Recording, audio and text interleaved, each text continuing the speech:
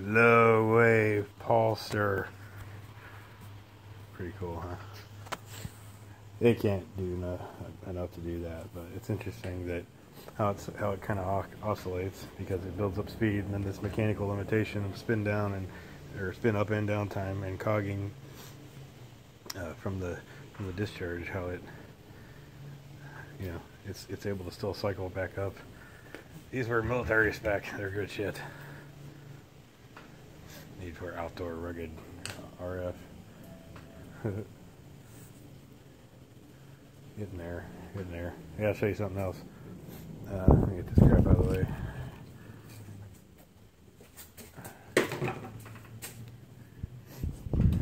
Not that. That's the circuit you just saw. Give or take. White polyurethane or polyethylene, white cell polyethylene or something. I can't remember the name now. Very, very low permittivity, 2 to 2.5. It's 1/16 of an inch height, 1 inch wide, to go with 1/2 inch copper, which is 0.03 something. 0.03 anyway. Cut it at 50. Unroll them both. Unroll all these. These are 50 foot each, or no, yeah, something like that, close to 50. So I'm going to wrap insulation wire, and then connect them in bifilar configuration. Well, I'd roll them up into a big spiral coil and then connect them in bifilar configuration. I got the 1 inch diameter here because I thought that the 1/2 inch copper will sit right inside there, and this has temporary adhesive on one side and permanent adhesive on the other side.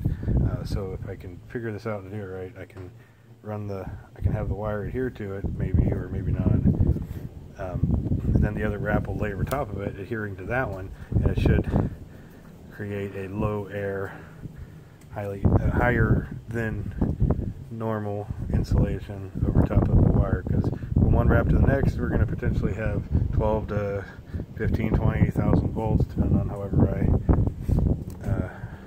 configure it. So it's with the sharp edges of the wire, I would presume, it's real sharp on the edges, I would presume that we'd have a lot of leakage, and it would be very easy for an arc of 12 to 15K to jump across a 1/16 inch gap. My phone is going stupid. Anyway, whatever. Neat, huh? Anyway, I love these little motors. They're cool. Still debating on turning that into a freely commutating contactor. It's just so cool otherwise.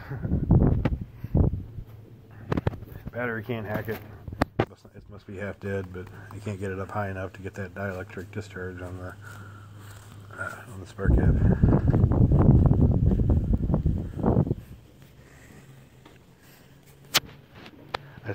I switched down to these little, I don't know what they are, 0.02 microfarad or 0.22 maybe, from the 5 microfarad obviously, because they didn't really seem to have any effect, but these little ones gave me much better output from here, as minimal as it was. This guy is pretty handy. Did you focus? Yep. 0.25, 3000 VDC.